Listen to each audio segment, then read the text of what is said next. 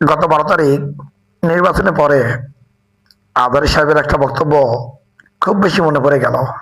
শুনুন। কিয়ামতের আগে সমাজের সবচেয়ে বড় চোর, বাটপার, বদমাশগুলো নেতা হয়ে যাবে। তাদের নেতৃত্ব মেনে নিতে হবে বাধ্য হয়ে।